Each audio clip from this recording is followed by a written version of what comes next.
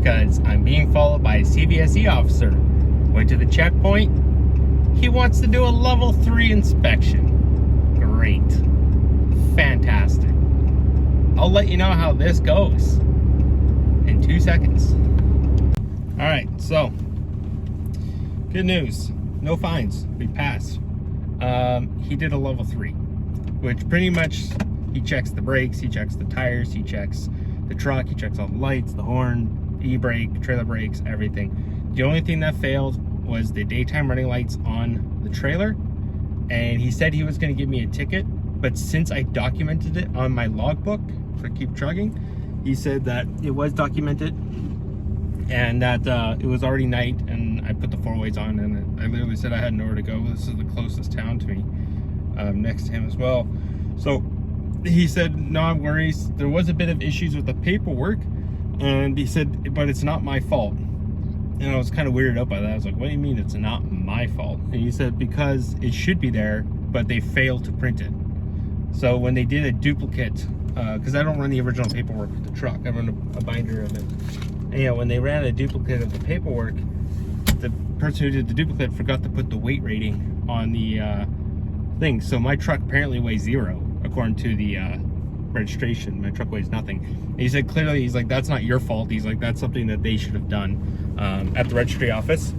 So he took a photo of it. So, and other than that, everything else checked out fine. There was no issues with the truck. We passed inspection 100%. He did check the check engine light. He wants to know what that was all about. And thank God we have a tuner, because I just threw up on the tuner what it was. And for those who don't know what it is, this is the error code. Maybe I'll do it this way. Hold on. This is the code for our check engine light's for.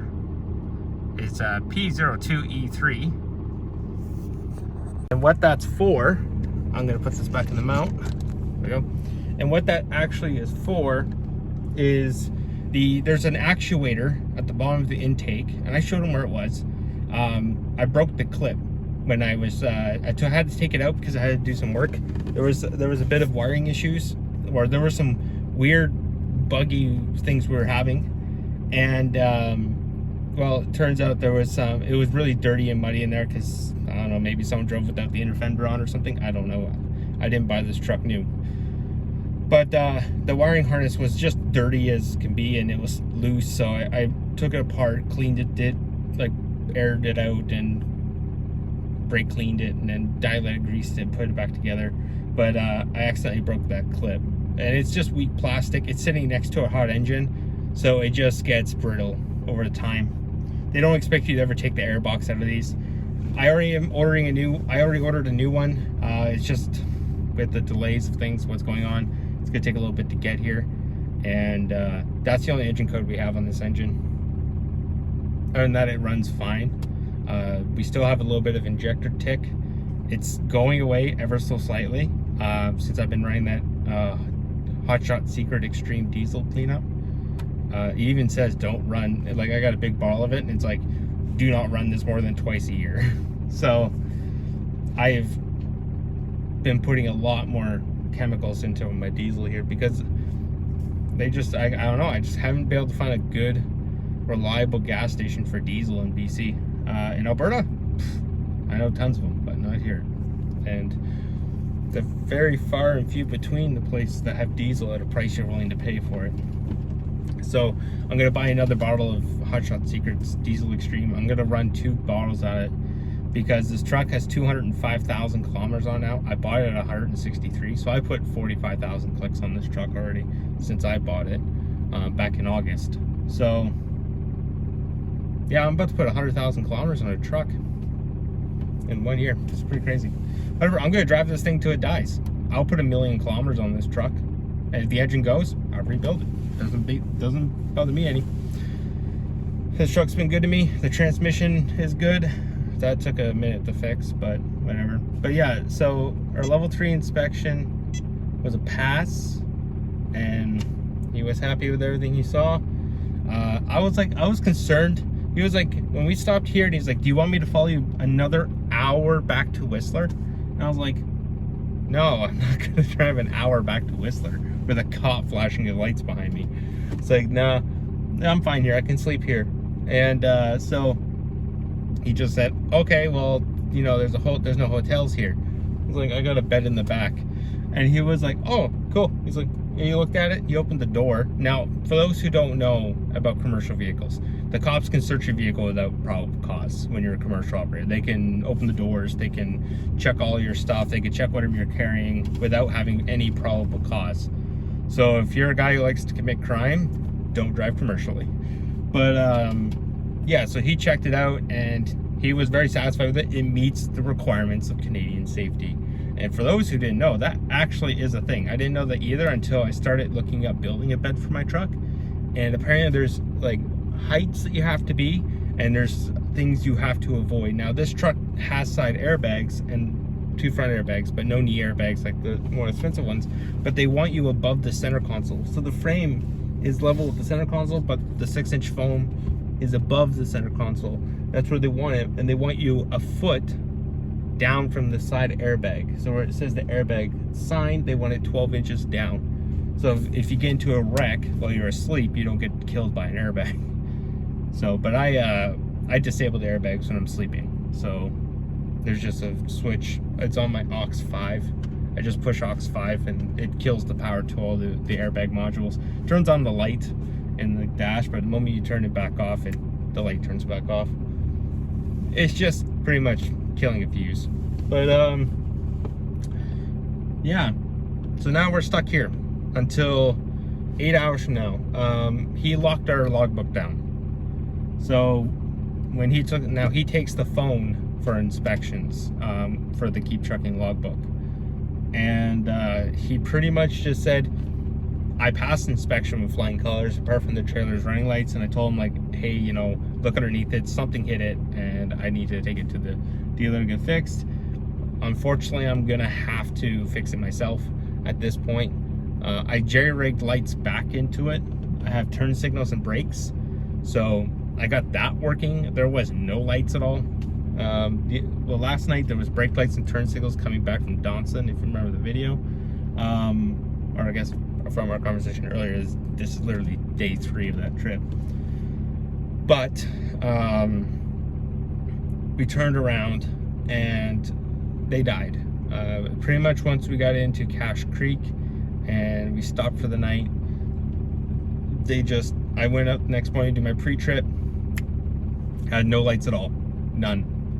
So I was like, okay, we got to jerry-rig something here. And I cut the harness open, took some wires from other places, and started just hunkering together this mishmash of clusterfuckeriness. And then I got it working. And then I got dropped off to load, and we haven't had any issues today with that, which are in the daytime. Now, my dumbass didn't think this ahead. If I was using my brain, I could have scheduled my operating times between mornings. So right now, I'm fully rested. I stopped for my 8 hours earlier at 2 p.m. because obviously we left at 2 a.m. 12 hours later, I stopped because I dropped off the load. I got back to Squamish, and I was like, that's fine. Yay, Squamish. And then I was like, hey, you know, I'm getting tired. I'm getting a little groggy. I'm going to shut her down. And well, I shut her down, went off duty for 8 hours, woke up, and it was, we woke up about an hour ago, something like that. And apparently I still had an hour and like 29 minutes left on my logbook before the reset. So it was like, no, not an hour, 29, it was like 4 hours or something like that my logbook had. So I was like, cool, I can get home. I can get back to Kamloops in 4 hours. To cross this little hill here, Duffy Road here is like 2.5 hours to get to Cache Creek, and then it's like a 40 to 45 minute drive to Kamloops. It's like, because once I'm within 50K of where I live, it's home base. I don't have to be on the logbook. So I was like, I can get there tonight, get sleep, hit Princess Auto in the morning, and just replace all the fucking wiring, and then send the bill to North Star. But got up there. He saw the trailer. He's like, do you not have any marker lights on that trailer? And I said, I do. It's a brand new trailer. And I said, but they all died. I don't know why.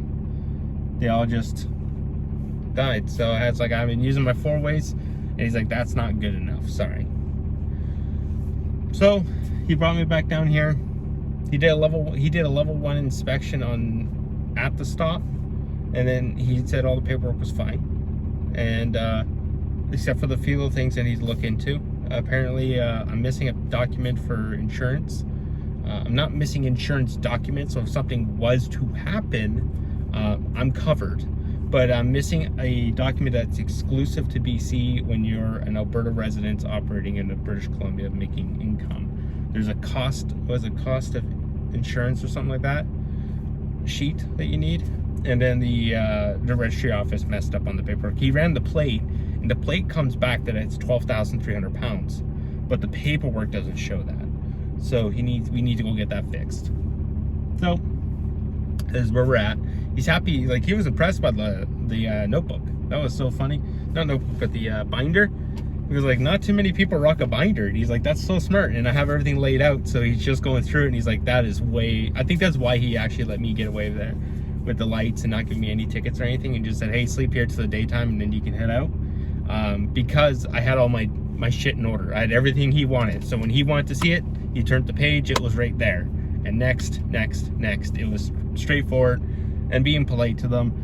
I roll down my windows, turn on all my lights so he can see inside the cab. I understand his life is hard. Being a CVSE officer, people are not out there to be his friend. But we did our paperwork. Thank you, Toe Piglet. I have to give him a shout out because I was watching his videos and he said, hey, you know, have all your paperwork. I watched his video and it shows all his paperwork in a line. I was like, fuck, that's a good idea. So I did that. And apparently this guy has never seen it before. And he said, I wish more people did that. He's like, it was quick, simple. When I need to see, he's like, I need a truck. Boom. Paperwork for the truck for insurance. Boom. Finance details. Yep. Boom. Then trailer. Boom. Insurance. Boom. Cargo insurance for the trailer. Boom. And then finance paperwork for the trailer. Boom. Your NSC. Boom. Your medical card. Boom. He was like, that's how it should be. So, but anyhow, he says that he's going to come down. He's on shift until 9 a.m. tomorrow. But he says that I can drive 30 minutes after dawn. That's what he put in my logbook. So 7:30 is when he says I can leave. But he said that he will come down and tell me when I can leave. He put a lock on my logbook. So he needs to come and remove that lock, I guess, or something. I don't know. He's going to come down and tell me what to do and when to leave. He said he'd be down here as soon as he understands, like he gets it, us hotshot guys. He's like, I know, I understand you guys are on time crunch and everything else like that. So he's like, I'll make sure that I'll be down first thing in the morning. He's like, chances are I'll probably wake you up at like 6:30, 7 o'clock before the sun's up, and then I will let you leave. So I don't know what he's doing, but he took all the pictures he needed. He was happy with everything that he saw. So I didn't get any tickets. I passed the level 3. Went from level 1, and then the trail lights failed, and then we went to a level 3, and that I'll be honest with you, I was prepared to go buy a tub of Vaseline and accept my fate. But when he said, you're golden, beautiful, except for the lights. But I told him, like, they failed today. I documented that they failed. He said himself, if he didn't document it, I would have given you a fine. So probably shouldn't drink. No, I'm pretty much gonna be up for the next 8 hours. I'm gonna be watching Netflix and YouTube. Here he comes right now. I just saw his truck. He's coming around this corner. He's gonna come. Yeah, I'm gonna watch some Netflix and YouTube, and I guess enjoy the rest of my night off because I don't know. I don't have a choice anymore. So I'm gonna end the video here. Hope you guys enjoyed the content. Don't forget to copy, like, and subscribe. And we'll see you in the next load. We don't know what it is yet. I have multiple people booked for loads, but we don't know what it is. Today was Ford Bronco. The other video was a Infiniti G35. We've been moving a lot of cars recently. Don't know why. I know on the 26th we have a Jeep Cherokee and a bike bought and paid for to move in enclosed trailer.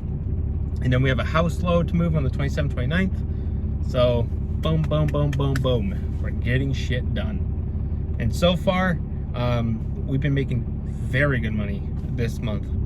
Holy hell. I think we're well above $6,000 income so far this month. So, business started slow, but now it's starting to take off. So, Maybe we'll do some more bids. Maybe I can grab a load down at the coast near Whistler or something and take it to Kamloops. Who knows? Anyhow, hope you like the video. See you later.